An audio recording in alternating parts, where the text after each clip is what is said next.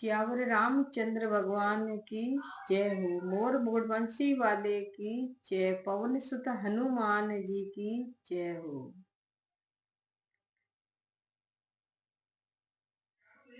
श्री राम। मैं हूँ श्री भगवान का, मेरे श्री भगवान, और कछु नहीं काम का, अंत समय के माय रामायंत समय के माय।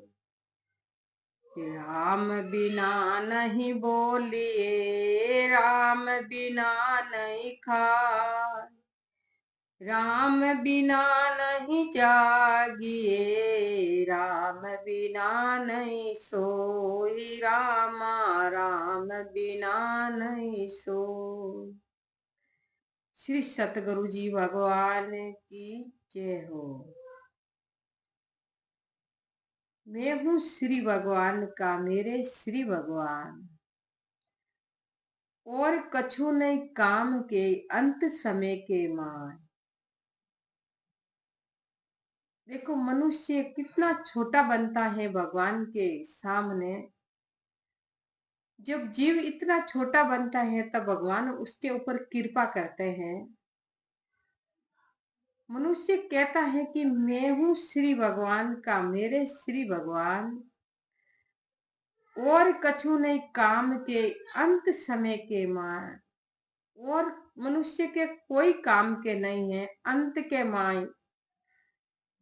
जब अंत समय मनुष्य का शरीर छोड़कर जीव निकलता है, तब जीव बहुत छटपटाता है और शरीर में बहुत पीड़ा होने लगती है। उस समय उस मनुष्य को अपने जीवन की कैसेट देखते हैं कि जीवन में मैं कैसा कर्म किया। जब अंतरमय अंतिम सांस लेते मनुष्य, तब उसके जीवन की सब कैसेट उसके सामने घूमते हैं और उस जीव को बड़ा पश्चाताप होता है और वो बड़ा पछतावा करता है कि मैंने कैसा मनुष्य धारण करके कैसा कर्म किया है, और बड़ो वो पछताने लगता है। लेकिन चिड़ी चोंच बर ले गई नदी ने घटिया नीर, अब पछताए क्या हुए जब चिड़िया चुग गई खेत। फिर बाद में पछताने से कुछ नहीं होता है। फिर तो वो पश्चाताप करता करता अपने शरीर से आत्मा छोड़कर चली जाती है। तो संतों ने, गुरु महाराज ने इतना बताया है कि मैं हूँ श्री भगवान का, मेरे श्री भगवान, और संसार में कछु नहीं काम के, अंत समय के माय। और भी आगे संतों ने फरमाया कि राम बिना नहीं बोलिए, राम बिना नहीं खाए, राम बिना नहीं जागिए, राम बिना नहीं सोई, रामा राम बिना नहीं सोई। जय हो। देखो संतों ने कितनी अच्छी बात फरमाई कि हे मनुष्य, राम बिना नहीं बोले, राम बिना नहीं खाए, राम बिना नहीं जागिए, राम बिना नहीं सोए। हे मनुष्य, हे प्राणी,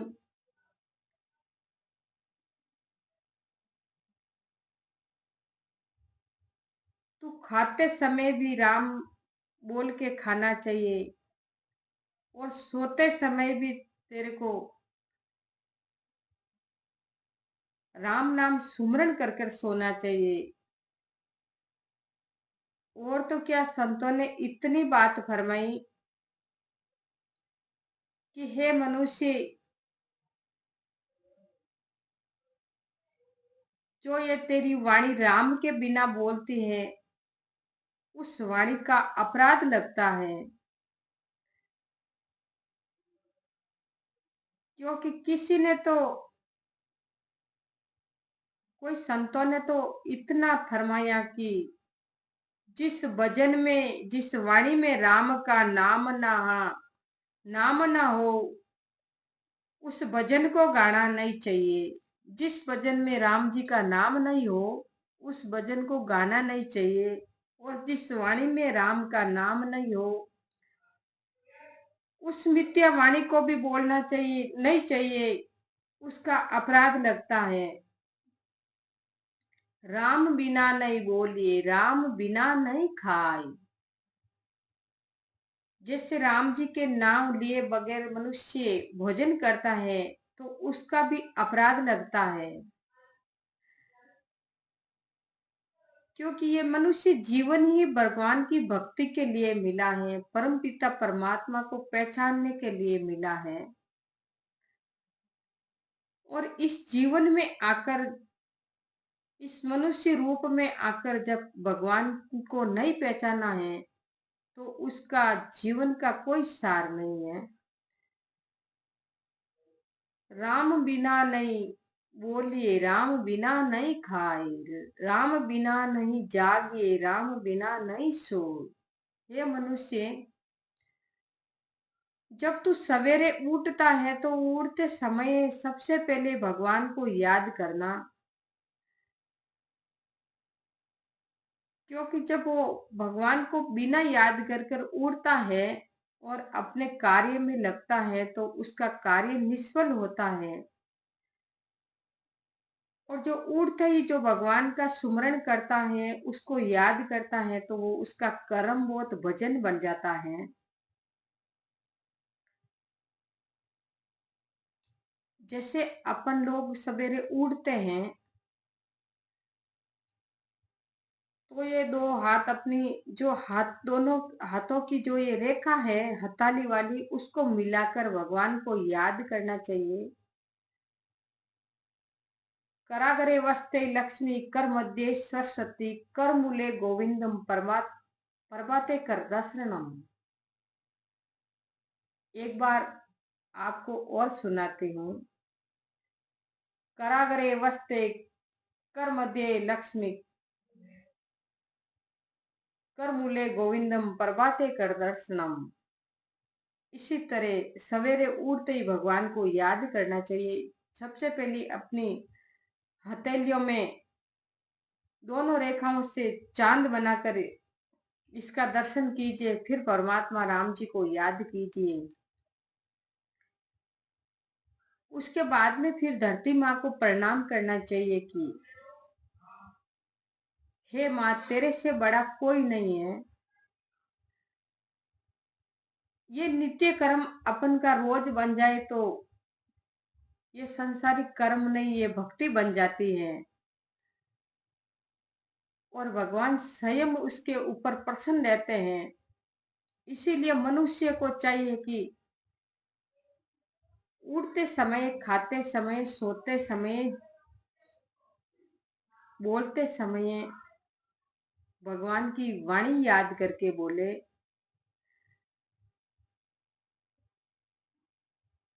क्योंकि जो भगवान को याद नहीं करता है, उसको बहुत पछताना पड़ता है। और अंत में तो उसी को भगवान ही जानते हैं क्या होगा।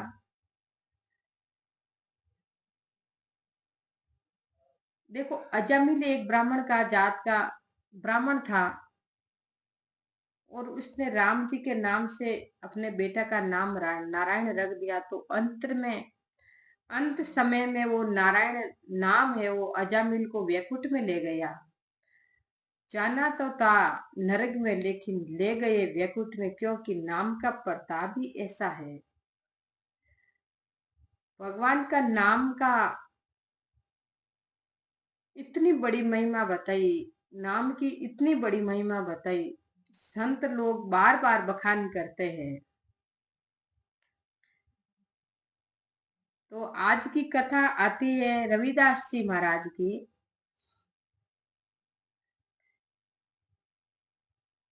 भक्त की सबसे बड़ी पहचान यह है कि उसे भगवान के समान ही साधु प्रिय लगने लगते हैं। भगवान के भक्त की बहुत बड़ी महिमा है कि उसको भगवान के समान संत प्यारे लगने लगते हैं।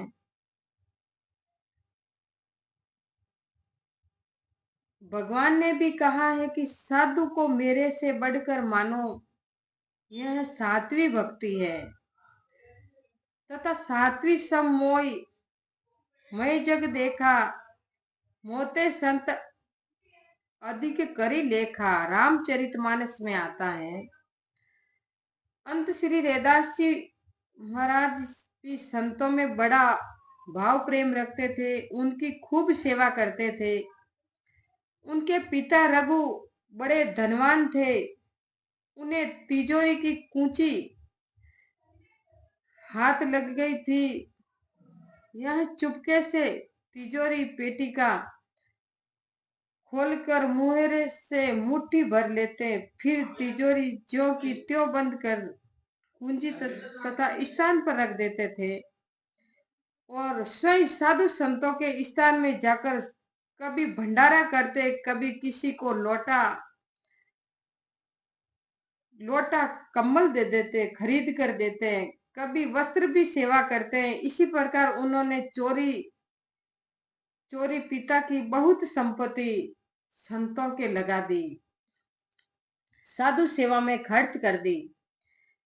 इन्हीं के पिता को इनके पिता तो जानते ही नहीं थे कि माता पहले तो इन्हें मुट्ठी भरे हुए घर में से निकलते देखती तो समझती कि बालक बाल भोग मेवा मिठाई के लिए होगा, परंतु बाद में वह समझ गई कि वह तो मुहरे चुरा ले जाता है, परंतु पुत्र प्यारवश कुछ कहती नहीं थी।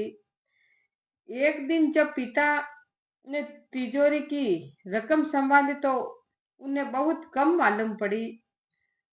पूछताछ करने पर माता ने बता दिया। तब पिता बहुत नाराज हुए। यह है जगत का स्वार्थ।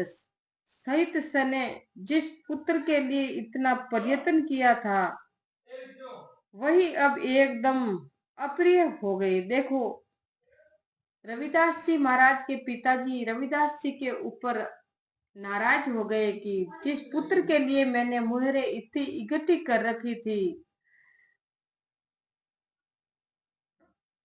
वही पुत्र माया को ठिकाने लगाने लगे। अभी तो पैसा प्यारा लगता है।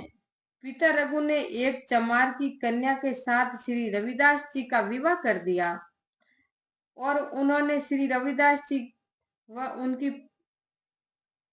पतिपरायण पत्नी को कुछ भी सामान नहीं देकर घर से अलग कर दिया। श्री स्वामी जी व उनकी पत्नी एक छोटी सी झोपड़ी बनाकर रहने लगे। श्री रविदास जी नित्य जूतियां गांठ कर अपनी आजीविका चलाने लगे। दोनों ही पति पत्नी ने कई प्रकार के कष्ट सहन किए, किंतु हमें कुछ भी नहीं दिया। इस बात को किसी से भी नहीं कहा। वे बहुत सहनशीलवान संतोषी संत थे। वे सहज स्वभाव से आत्मरंग में रंगे हुए थे। अंत सदा आनंद मगन में ही रहते थे और संतों की सेवा करते थे। एक दिन स्वयं भगवान भक्त का वेश बनाकर श्री रविदास जी के यहाँ पधारे। देखो, एक दिन भगवान स्वयं संतों का वेश बनाकर रविदास जी के कुटिया पधारे। श्री रविदास जी ने उनका बहुत सत्कार किया और साधु महात्माओं की बहुत बड़ाई की। श्री रविदास जी की पत्नी का नाम प्रभुता जी था।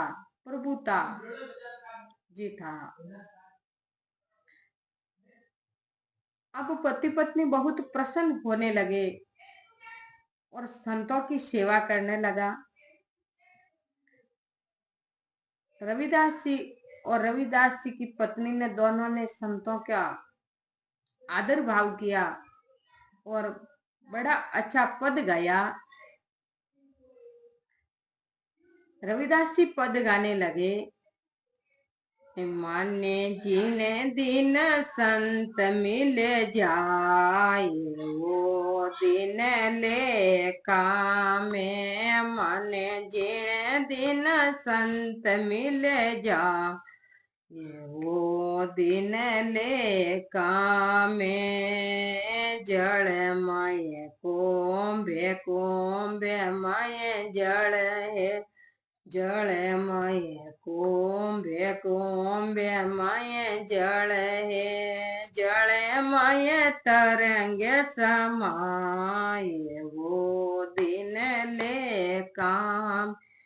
भाई जल मय तरंग समाय वो दिन ले काम। माने जिन दिन संत मिल जाए वो दिन ले काम।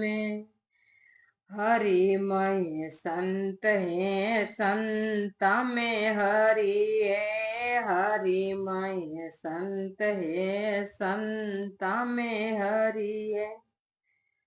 दो बीच अंतर नाय वो दिन ले काम। वो रामा दो बीच अंतर नाय वो दिन ले काम। माने जीने दिन राम जी मिल जाए वो दिन ले काम।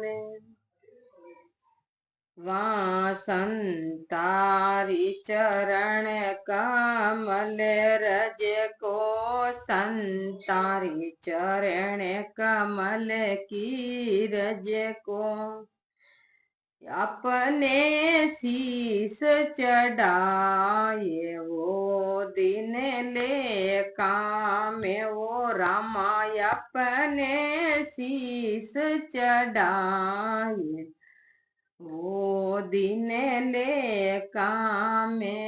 माने जिने दिन संत मिल जाए वो दिन ले काम।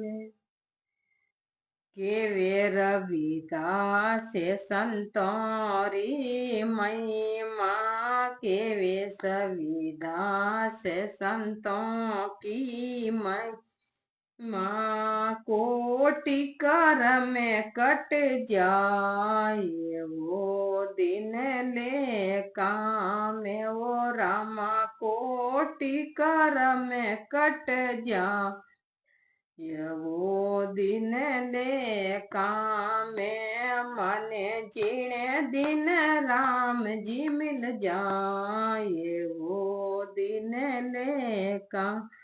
मैं माने जिने दिन संत मिल जाए वो दिन ले काम। बोले रविदास जी महाराज की जय हो।